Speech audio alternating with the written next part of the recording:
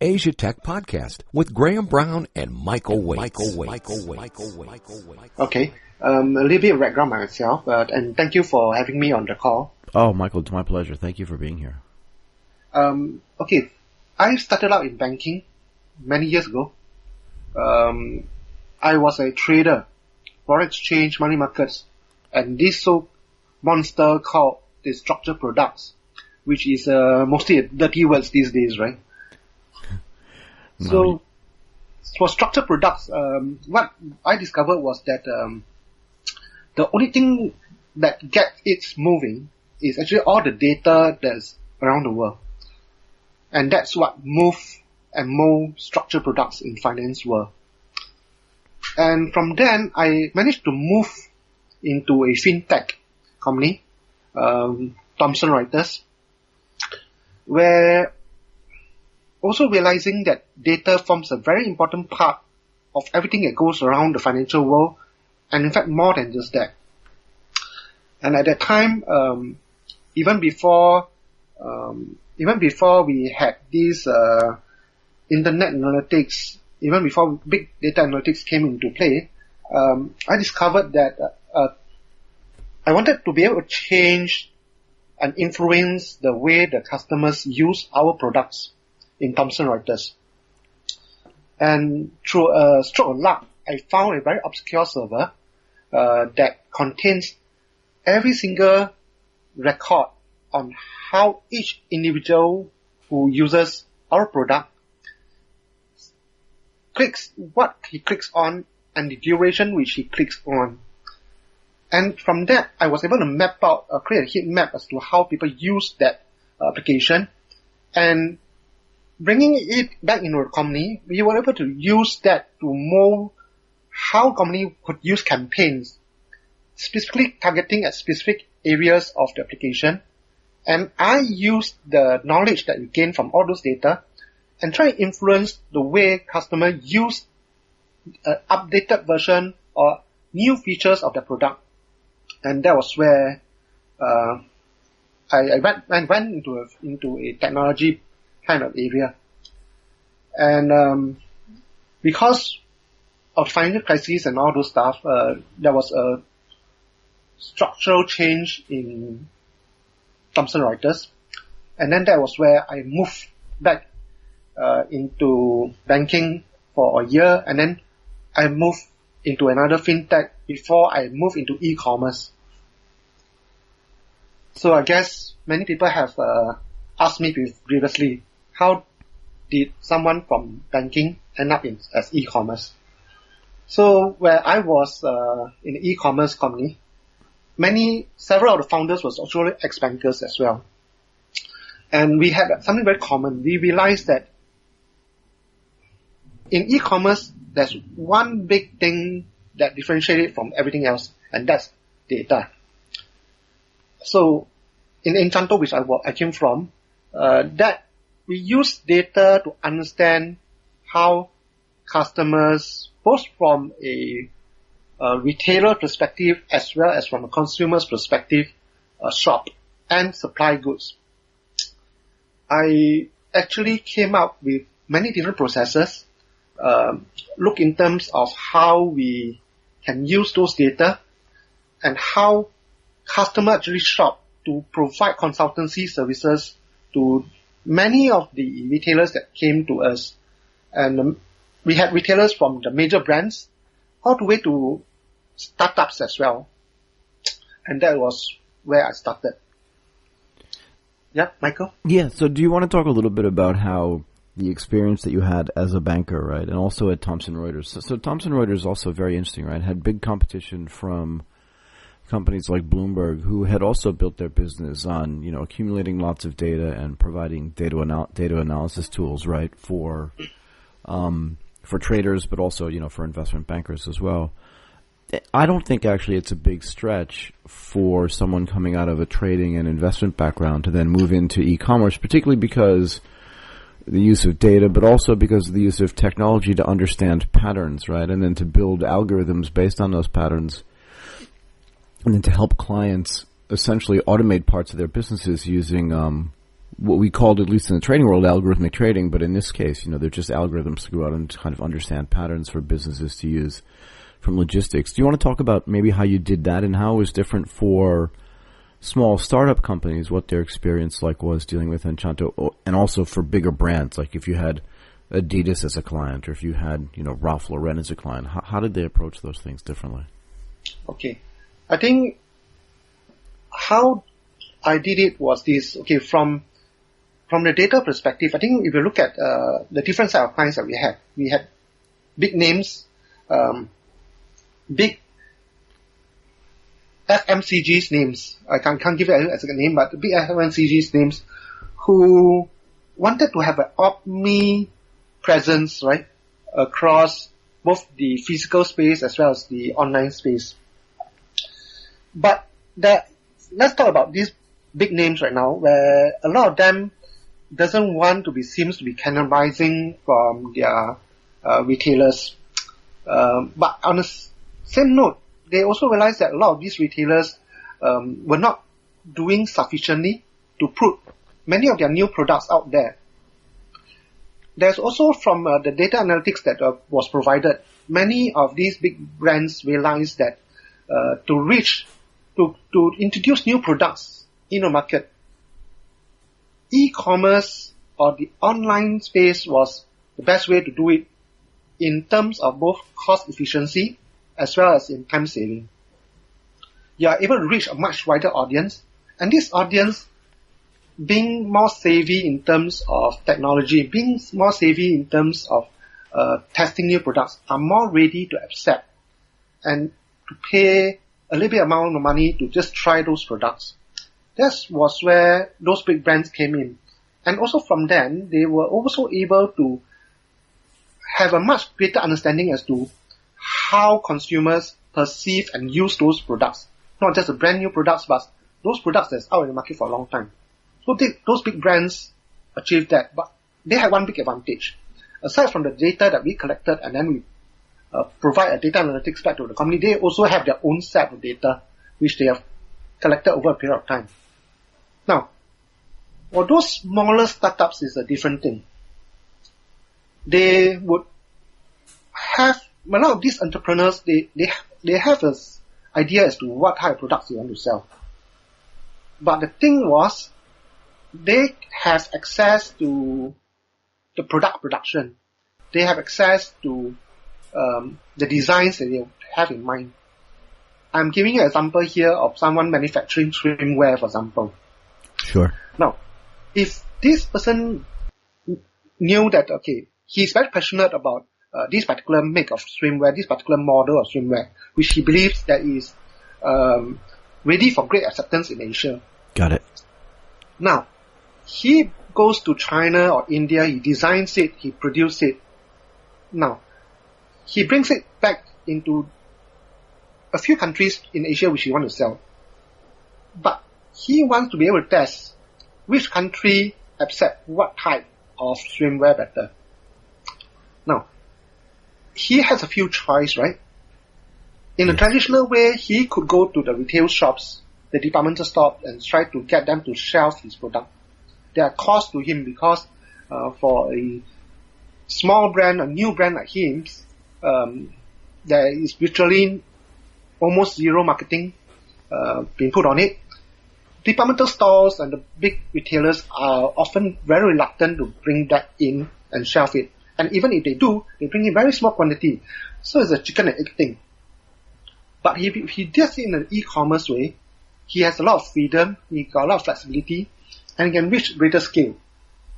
For example, it's as easy as him setting up a web page. And through technology that you and I already know, Anchanto, Shopify, it's very easy for him to set up an online store. Now the challenge for him would be, how does he fulfill those orders? And he can definitely fulfill that order from a single location. Will he want to do that? Maybe for a start. But as he grows, he would be targeting more than just one country, multiple countries. He has option. of either sending those goods out from his country, for example, Australia, or from countries which the customer buy from, or ship out from countries which are nearer to the customers. In this case, perhaps he want to stock some goods here in Singapore, some in Malaysia, some in Indonesia, some in Thailand, for example.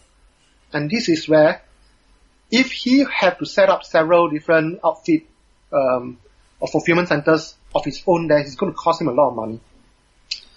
In addition to that, he may not necessarily know how much of each particular model he should actually stock in each one of those fulfillment centers.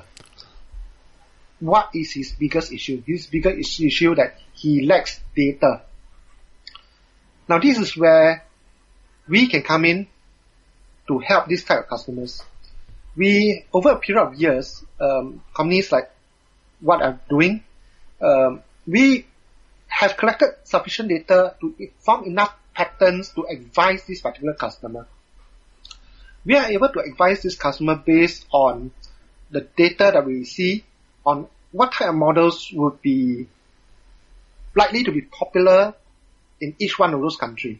Example, swimwear.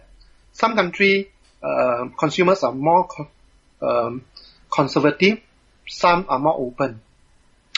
Since he has a wide range of different type of models, he can store several different type of models, more in one particular model in one country than the other country.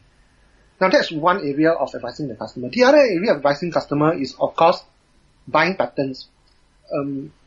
It may not always be the case where November, December period, where there's Christmas and all the seasonal period where they have the most sales.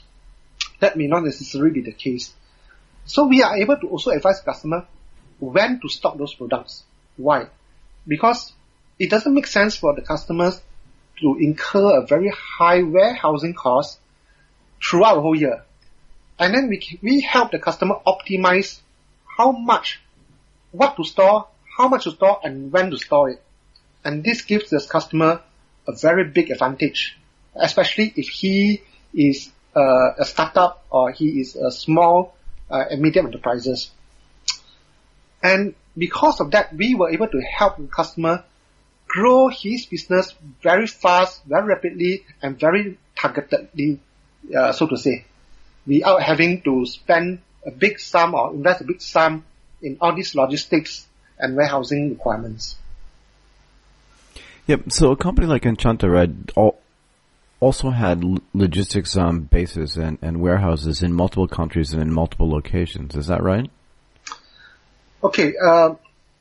We had several, but when we actually moved, Anchanto was a software company, so we developed the platform to which e-commerce sat on. The reason why I ran a warehouse in Anchanto was actually more of using it as a testing ground. It was more like a lab for me.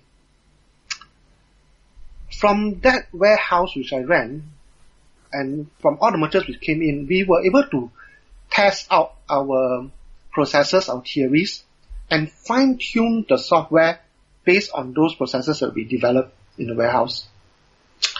We developed this into such a fine art and science that our software got very recognized out there in the market.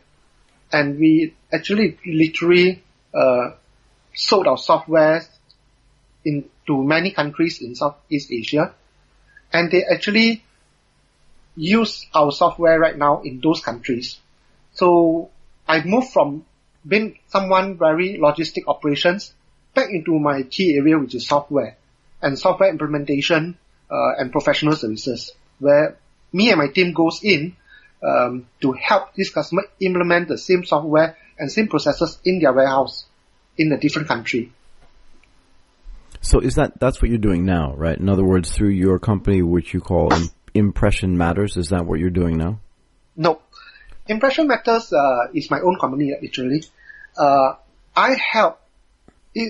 do many different things in Impression Matters. Okay. One of which is that we help a lot of people who wants to come into the digital space, specifically into e-commerce, to understand what are the steps that they need. I help them create a digital presence.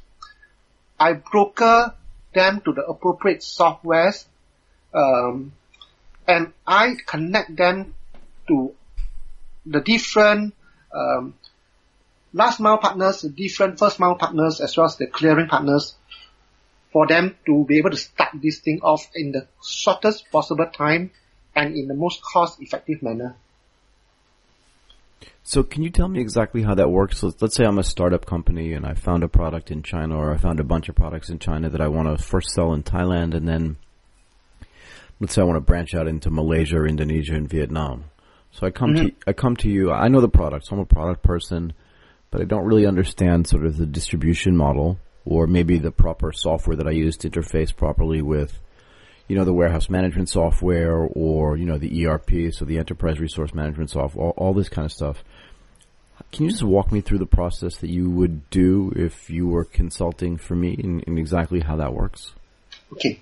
So if I were consulting for you, the key thing here is you only need to know one thing. You only need to know what are the products you want to sell. Right. And where they are coming from. Yep. And all the pricing and all these things, you already have something in mind. And you know where you want to sell it to. So for me, I will come in and advise you. Say for example, you are taking in, let me keep very simple. You are taking in some mobile phone accessories for the new iPhone 10. Sure. Right? Taking that as an example, right? Okay. So, if using that as an example, I will be coming to look at your products that you have in mind. There are 2 ways or 3 ways you can actually do this. You have to decide whether you want to, is a product so exclusive that you may want to only sell it exclusively on your own web shop, which you can create using Shopify or Anchanto. That's the first decision you need to make. Okay. If it is not meant to be exclusive, it may be something that you want to also distribute towards throughout the different e-market space. For example, you want to sell in Lazada, you want to sell in Q10, or you want to sell in Amazon, for example. Now, it also has to do with the type of positioning you have for your set of products as well. Consumers have different expectations on when they shop in all these different marketplaces. So if it's more premium product, for example, if it's a fashion product, you may be looking at Zara and perhaps even Lazada. But if it's more mass market and the price point is positioned at a much lower price point, perhaps more towards Shopee, or even in marketplace like Q10, for example. That's the next decision that you have to make. So I haven't made those decisions. Yes, so this is really interesting for me. Can you tell me, like, Shopee, right? So this seems to be a very successful company. What's the difference between what Shopee is doing at scale and what Lazada is doing, or even what, like, Buzzy Bees is doing? I'm just curious from your perspective how you make a determination what the difference is between how those companies can help. Because what you're essentially talking about is multi-channel distribution or omni-channel distribution, yeah? That's right, yeah. So how are those things different? Again, if I'm a retailer and I have a product I love, how do I try to decide which one of those distribution mechanisms are going to be the most efficient for my product? Okay. To answer that question, it also depends on your budget as well. Okay. Commission rates for the different marketplaces are very different. The way that different marketplace markets the products and charges you are also have also quite range between the more premium one and the less premium one. So the difference between Shopee, Lazada, Amazon, etc. also depends on your budget as to how much you're willing to spend to be on those omni-channel. That's one, your budget. Also, on the other flip side of things is that if you deem your products as being premium, for example, and Shopee versus Lazada, they are viewed different. If you place them in a different into a matrix between the exclusive, or one axis being exclusiveness, right, and one axis being the price point. You can place them rather not really close, but somewhere around the same matrix, same quadrant of matrix. Now, if you are looking at these two marketplace, for example, and if you're coming to me, my question to you is that, do you want to put them in the same quadrant? Yes or no? But on top of that, Shopee is up and coming. Lazada is well invested, has a huge reach. Potentially, it can reach to a much bigger audience. Would you want to put it in Lazada rather than in Shopee? But if it's something you want to just try out, could be on Shopee, for example. It has a lot of considerations, so it depends on also the set of products. Right. I mean, I guess the big question for me is, as an e-commerce provider, or just as a product lover, how do I determine whether it's better for me to put it into a massive marketplace like Tokopedia or like Lazada, where I'm competing with literally 2 to 2.5 million other products, or to put it into Shopee, which may not have the same level of distribution, but where the competition for products is less, so discovery is easier. Like, what's your view on that? What's my view on it? My view on it is your positioning is very important, or your wish for your determination on what position your product should have is very important. For example, right, bringing you back to the example of the swimwear, for example. Right. Many of these swimwears, if you go to any e-marketplace, you probably will find a whole load of different swimwears there. But if you believe that your swimwear should be positioned in a sub-premium market, you wouldn't want to put it into a marketplace which may be deemed as more mass consumer based type of a marketplace. Although the price which you sell on both marketplaces may be the same, but then you'll be losing out on people believing your positioning for that particular set of products.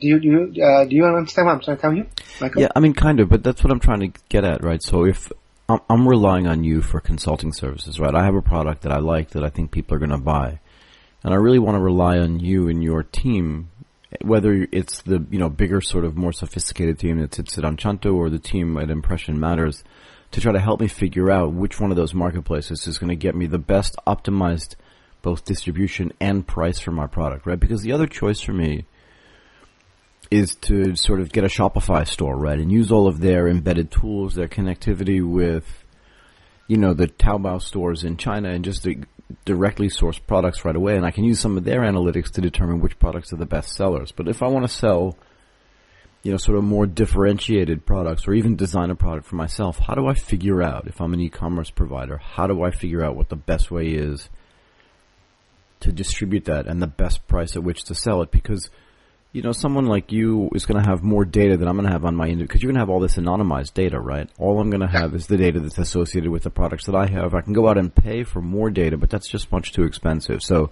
I'm relying on a consultant who has access to all that data. What do I learn from that consultant to help me determine where the best place is to place that product? You're absolutely right. Because if I will come back to you with data that I have in my database, right?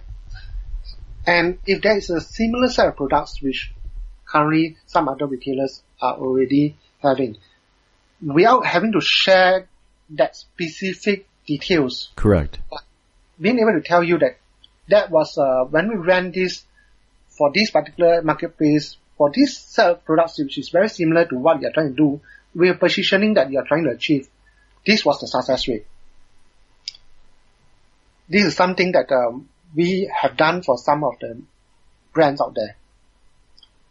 Now, but that being said, many of these marketplaces today, they also have those set of data on their own. And in fact, those are the biggest set of data that they see. That's why brands like Lazada, for example, they are already starting, know for a fact that they are already starting to look at data in a more holistic manner to present to both their retailers as well as the consumer in terms of their preferences. Very much like what Amazon have been doing for many, many years. But Lazada and all the marketplaces have just started to do that. Not only are they able to crunch all this data, they are able to reach out to the consumers in a more targeted manner.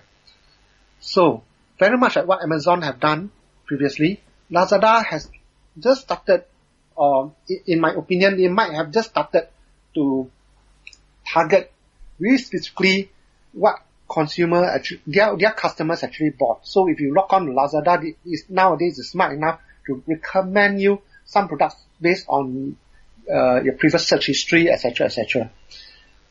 Now, if you look at perhaps the smaller ones like Shopee, they are just beginning to start to do that. And if you look at Q10, for example, when I log into Q10's account, I don't see them doing that. Now, if you place your items in places like, for example, Q10 and places like, for example, Lazada, for example, and you have a premium item which you know that you want to reach out to a very targeted manner, I would advise you to use one of those marketplaces which already have that set of data, which is able to present to you in a much better way, complement with the set of data which I already have to go into that particular marketplace. But if your set of products is somewhat doesn't require a lot of positioning, well, based on the cost budget that you may have, I would recommend that particular set of retailers or merchants to use a different set, a lower price, more mass market, more reach, and a wider reach, such as Q10 marketplace.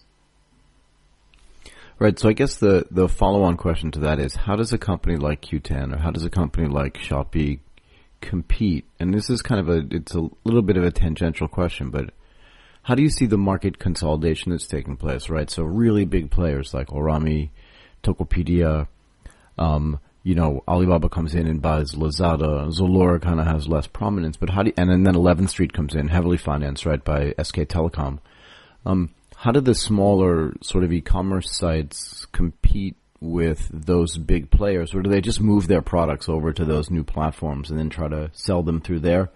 And I guess in Southeast Asia, from your perspective, do we end up in a situation where there's just one or two kind of really big monolithic e-commerce providers like we have in the United States? I mean, Amazon kind of runs, 50% of the e-commerce market in the U.S., even with big competition from companies like Walmart through Jet. What do you think the situation is going to look like here in a couple of years after all this consolidation and the power of consolidation takes place? Like, what does it mean for the smaller providers, and what does it mean for the retailers? I think, in my opinion, we will definitely see a lot of consolidation in terms of the market space. As I said, right now, we see a lot of duplications or somewhat duplications between the different marketplaces anyway.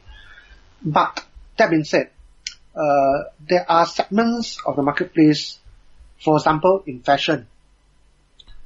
These are kind of specialized. Typically, when it comes to fashion, like for example, Zara, etc., if you have a fashion product, and when you want to sell, you will typically think of Zara first in Singapore, then perhaps other marketplace. Now, this is where I see, in terms of the industry, fashion being one of them, and other segments which there might be some specialization into those market space. Another area which I see potentially could have its own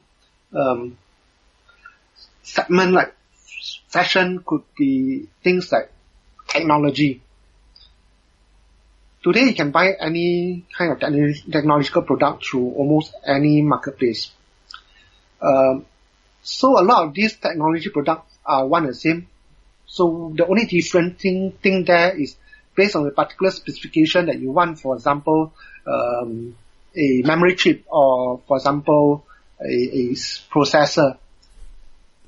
You go into a different marketplace, and what you shop for, you shop based on which has the best price. Am I right?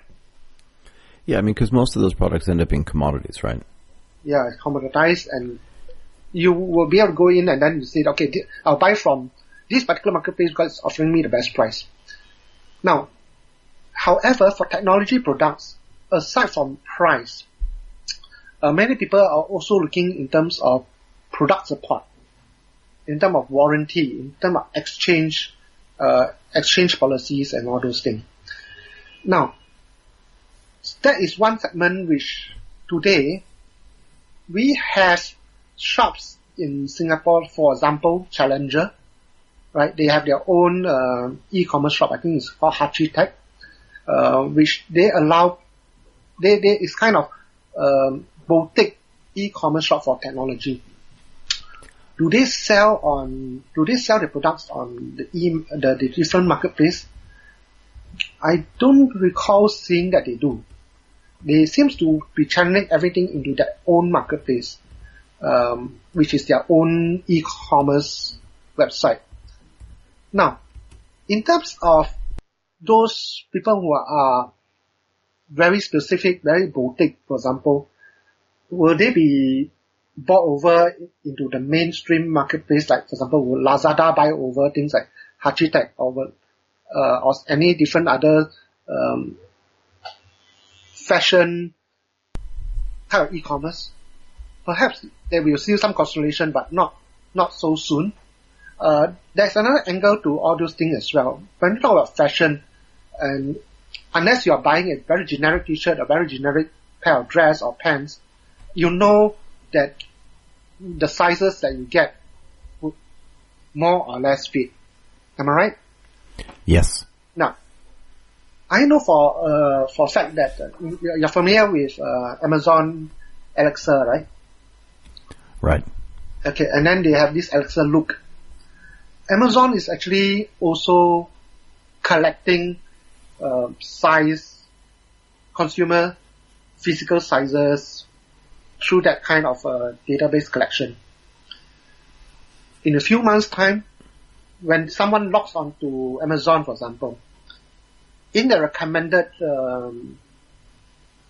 ribbon that they see, they'll probably see clothes that actually fits into their physical sizes.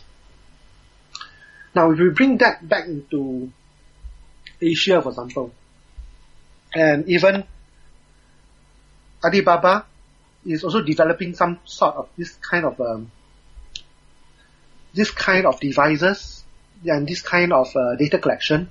We will see perhaps Lazada even having this kind of capability.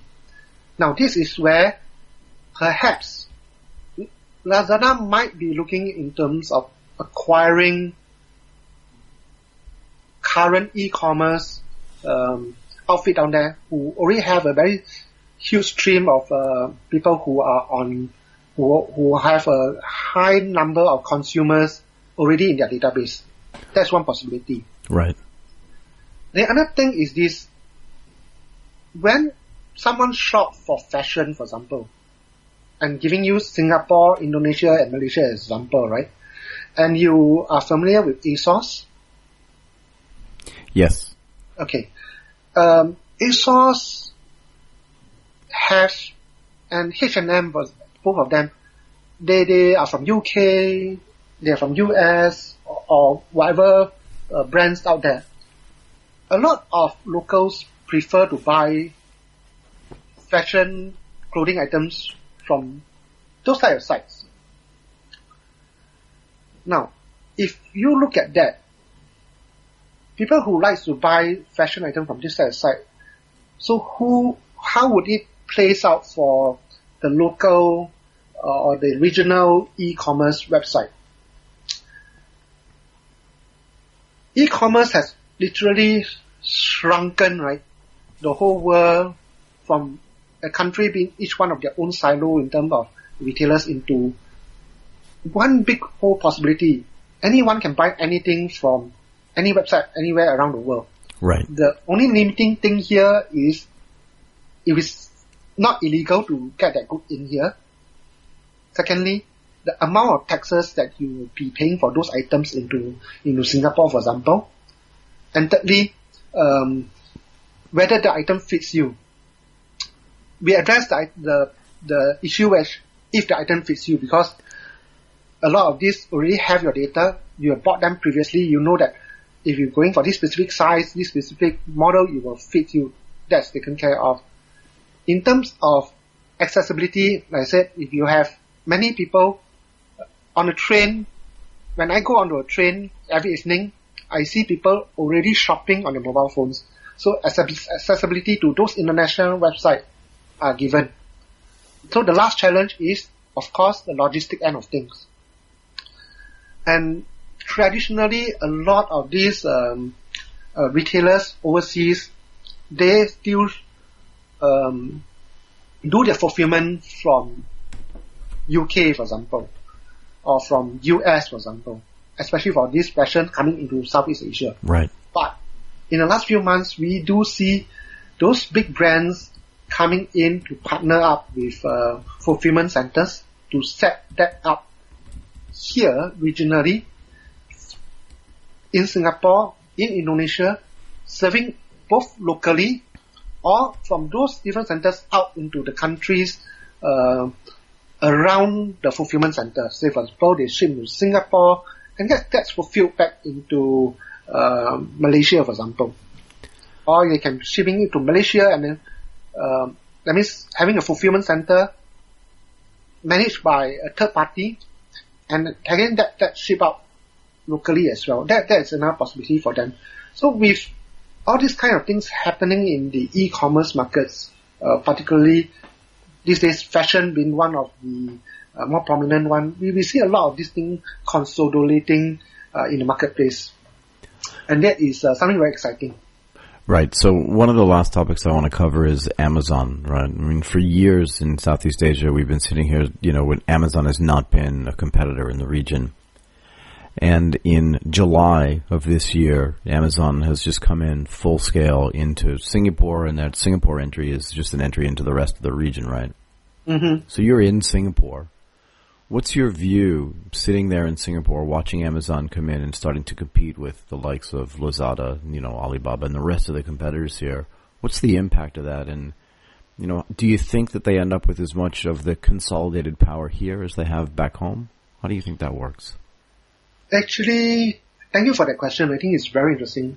Okay, when I was still in Anchanto, when I first heard of Amazon coming into Singapore, it was a knee-jerk reaction as to, wow, a big brand is coming in here with their software capability, with their expertise, and their big budget that they probably have, coming to compete in such a small marketplace.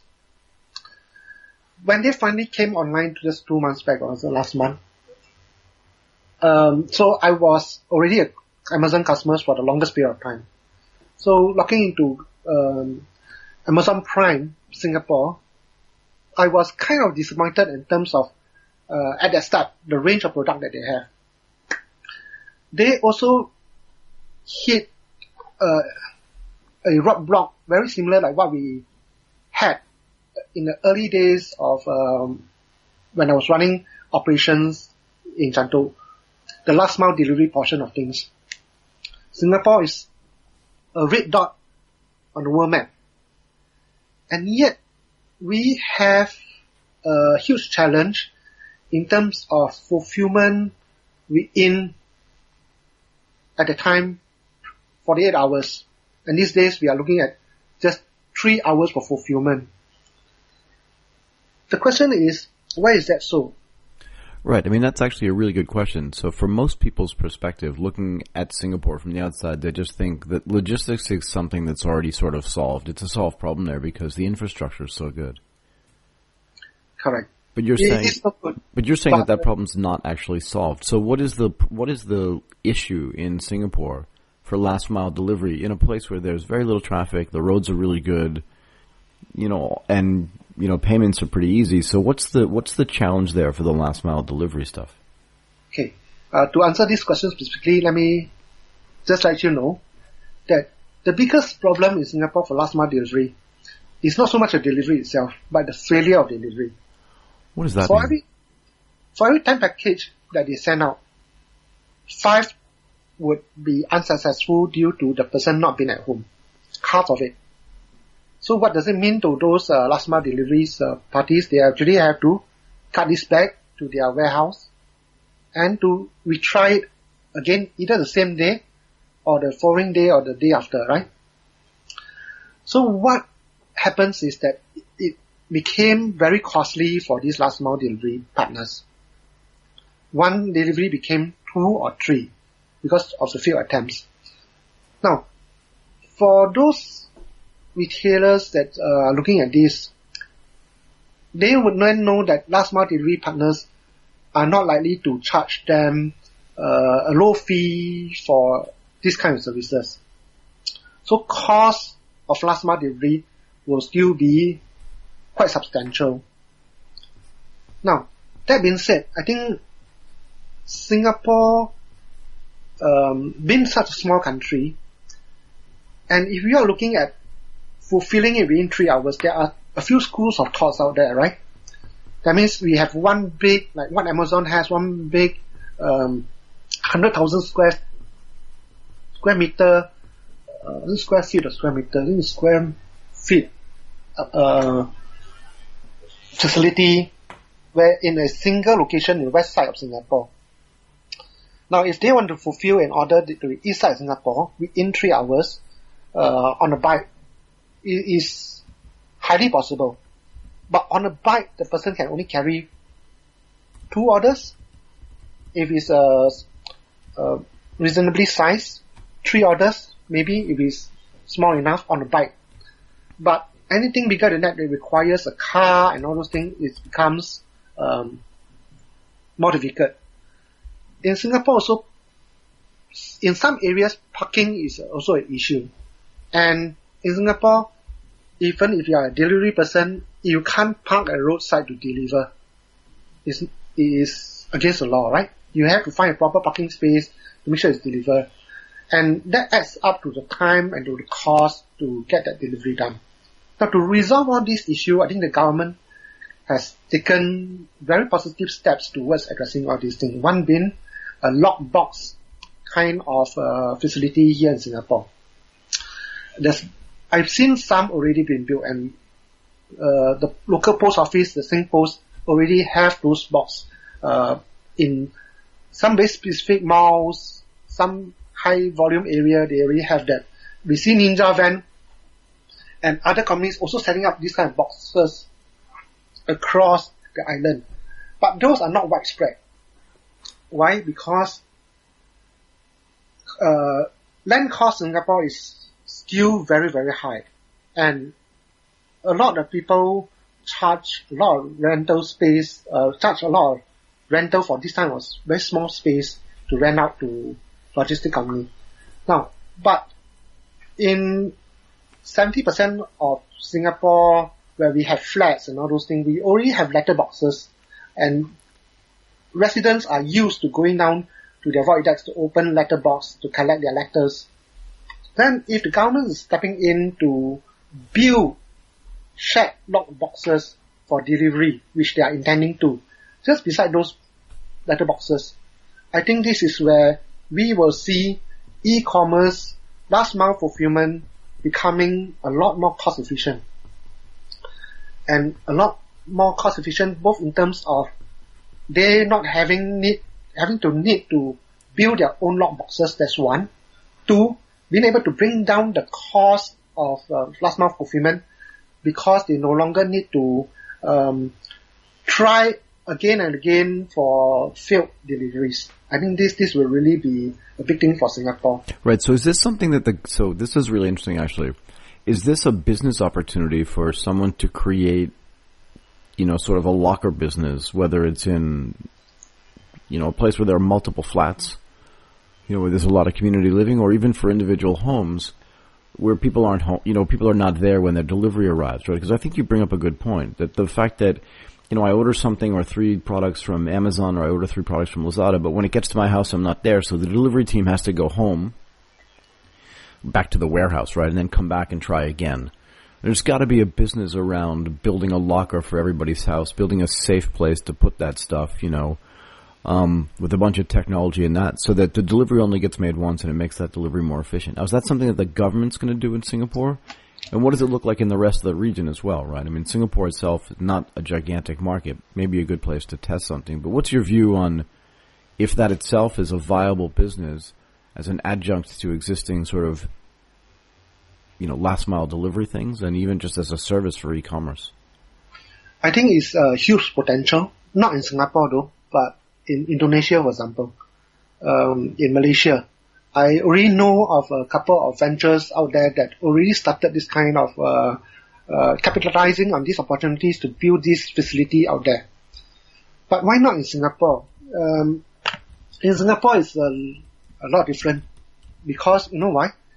If all these different companies we venture into building up these shared boxes, the thing is that getting the last mile delivery parties to share these boxes somewhat a little bit more difficult, because the cost will always be there and it's not going to be cheap.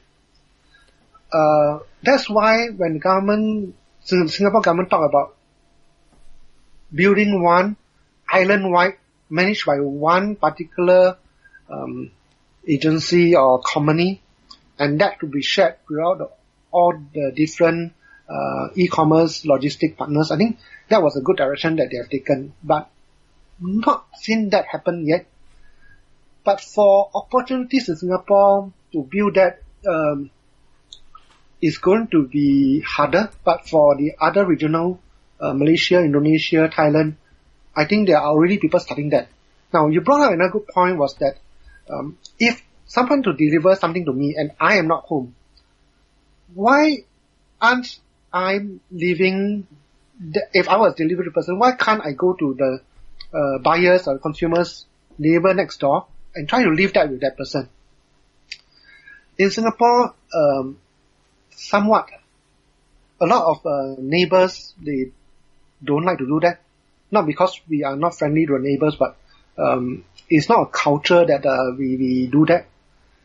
Additionally, I think there is opportunity here for people to be paid to use their house as somewhat a storage facility for 1 day, 2 days, so that this person can be in the same block, or this can be within the few block radius of where the consumer is.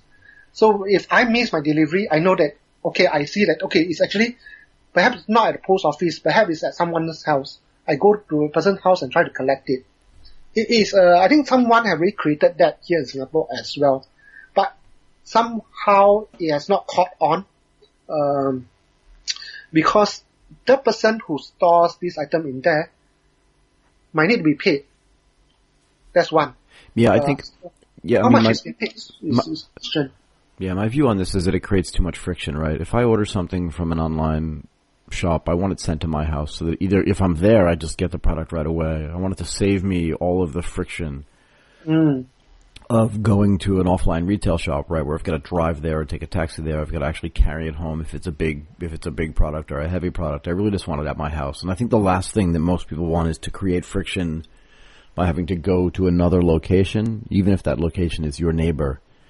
And again, I think most people, not just in Singapore, not just in Asia, but globally, just don't want to hassle their neighbors. And I think the way to fix this, and there are a couple of companies in the world that are doing this, is just to create, as opposed to, like you say, a letterbox, which is small and really only efficient for small letters, just everyone kind of gets a locker of their own that's protected, that's online, that, has a combination or some type of safety associated with it, and then my deliveries just take place there. There's an app that's associated with it, so I can open that up with my mobile phone, whether it's Android or iOS, and that gives me the safety of delivery. And if it sits outside my house, that's okay, because the likelihood of somebody stealing something out of that box is going to be low because maybe there's a camera on it.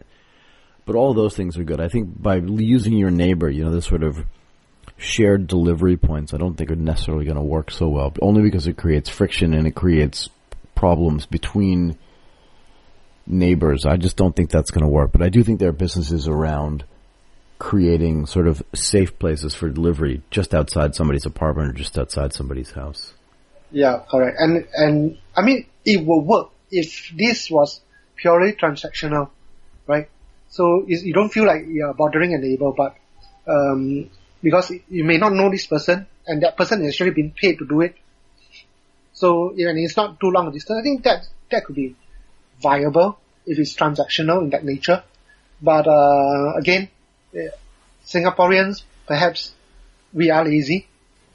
We may not even want to walk a few blocks to go and collect those items. Even if we can collect it from the local 7-Eleven or any convenience shop in the vicinity, I think Singaporeans are over-pampered to some extent. Yeah, I mean, I think most people are. I don't think it's a Singaporean issue per se, and frankly, I wouldn't characterize Singaporeans as lazy, but that's just me.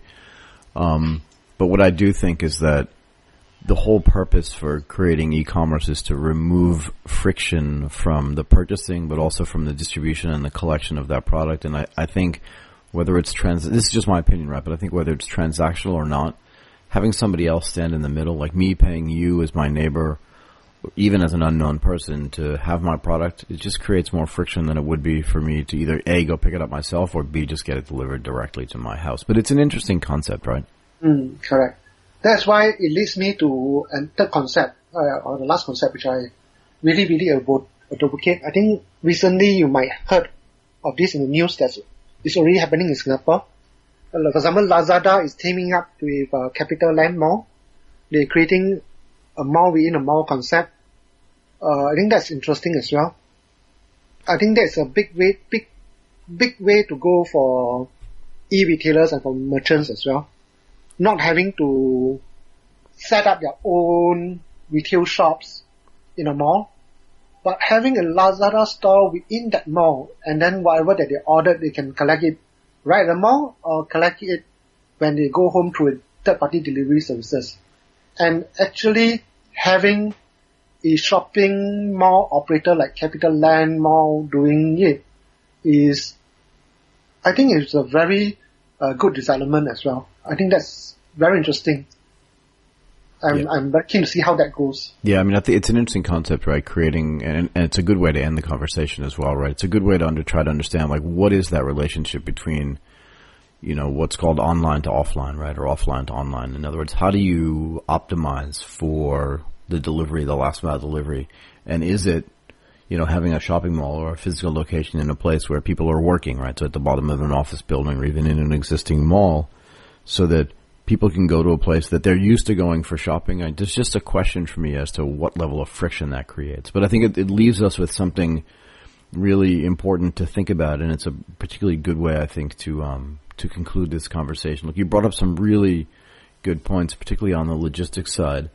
And I really just want to thank you, Michael, for taking the time to talk to us today. I really appreciate it. Is there a place where people can find you? Like, what's the best way to find you online if people want to either A, get in touch with you, or B, find out more about what you do and how you do it? Oh, okay. They can look for me. My business is still being set up right now. Impression Matters. We're still in process of setting up my webpage, which is www.impressionmatters.today. I can be reached at michael@impressionmatters.today as well. That's my email address. Okay. Look, I really want to thank you again. So thank you so much for your time this morning. I really appreciate it. Thanks, Michael. Cheers. You've been listening to Asia Tech Podcast. Find out more at www.asiatechpodcast.com.